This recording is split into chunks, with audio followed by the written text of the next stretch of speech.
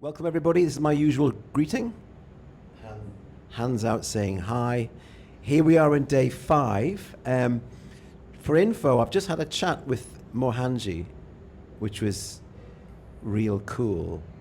I said something to him, and I said about learning. I forgot what he said because you asked me about this, and I said, oh, one thing I didn't tell you is that learning has to have a spiral that grows upwards.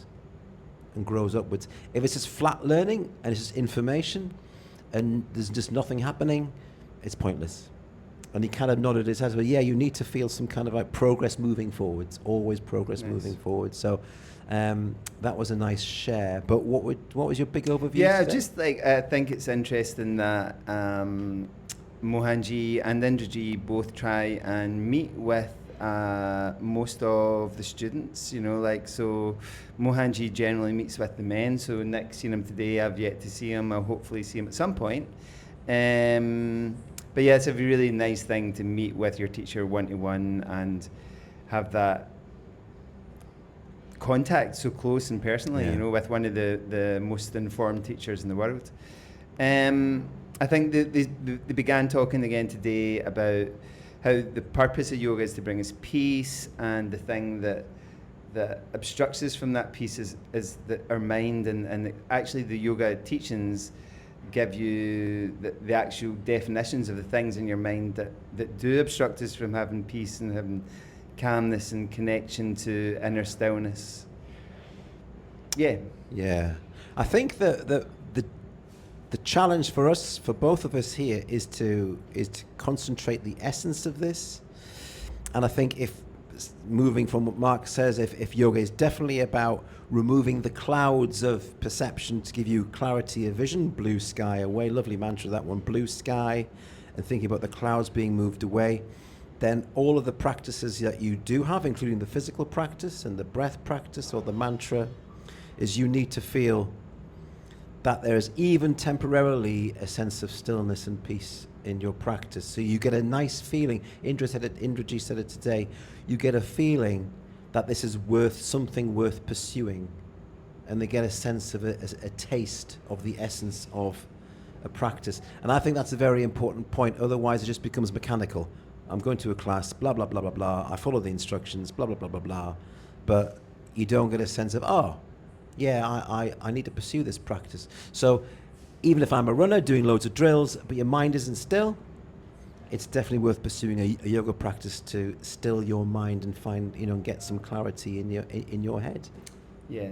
Even if somebody's never practiced yoga, they have had moments of where their mind has been quiet, right? Like Indraji said at the start, everybody's had this experience of maybe you're up a hill and you just stop and you take it in and you feel connected to nature, you feel connected to your body, you just have this moment. The other thing that we spoke about and have been speaking about over the past couple of days is the concept of prana, and what Mohanji says is prana is an inference.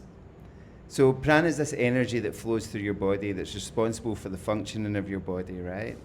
And if I put the phone on and it lights up, then there's prana in the phone, or there's energy in the phone, there's electric charge in the phone, right? Same in our body. The fact that Nick's able to sit and move and speak means there's prana in his body. Same with mine.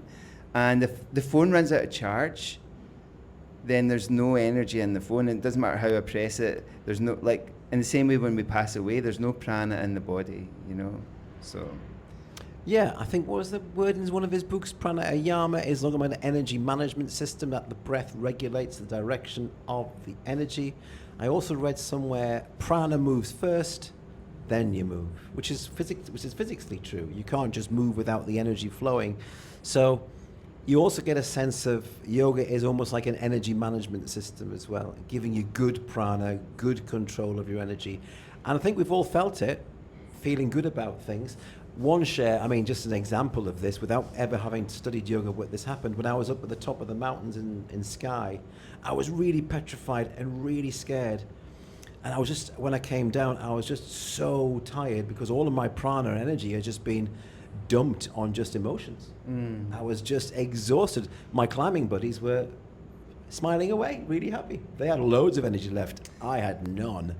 Yeah, one of the major themes of the first 5 days has been, and that's us halfway through, has been the number of thoughts that come up in our mind all the time, and it's actually exhausting. Like thinking is exhausting. It's exhausting. What Mohanji says is thinking is a behavior and an action, and what we're trying to do is refine our thinking and refine our thoughts so that we focus on things that we want to focus on without the mind being so scattered all the time. And linking to actions. Did you tell them about the boy in the apple cellar? No. In terms of intention and action and energy and prana. Yeah. It's worthwhile. You can tell them that, because I think you're good at telling that one. No, well, Mohanji was talking about it's good. When you're he's been talking about dharma, which is like committing to doing the right thing, and like how your life will be more fulfilling and your mind will be less chaotic. And he tells a story about a young man who sees an apple vendor, somebody selling apples, and the apple vendor sees a young man watching and looking at his apples, and he says, Are you trying to steal my apples? Are you trying to steal my apples? And the young man says, I'm trying not to steal your apples. And it's kind of like that. We have these temptations to do sometimes the wrong thing. He was just saying, like, stealing is not, the consequences of stealing are not just whether you get caught or not. There's an internal consequence. Yeah, it's just a nice little story to make the point about right action, wrong actions, and also the energy of that commitment to make things happen as well. So all of these ideas kind of bind together as well. It's very easy to fragment them, but when you hear the Mohans talk, you can hear that they're suturing, that they are connecting them all together. You can sense that in the background of their minds. So it's important for us to do this before we say goodbye, is to try to summarize this. It really helps us to kind of condense it and concentrate in a form that I think people who haven't studied yoga to a depth go, oh, okay, that seems reasonable, that seems okay. So that's my thoughts for the day. Yeah, me too. I think it's nice just to pick out a few key points. I mean, you've got to remember we're here with them for 4.5 hours a day, so we're learning lots, writing lots. I have like 10 pages of notes every single day. Anyway, thank you guys. Take care, bye. Let you know more tomorrow. Bye.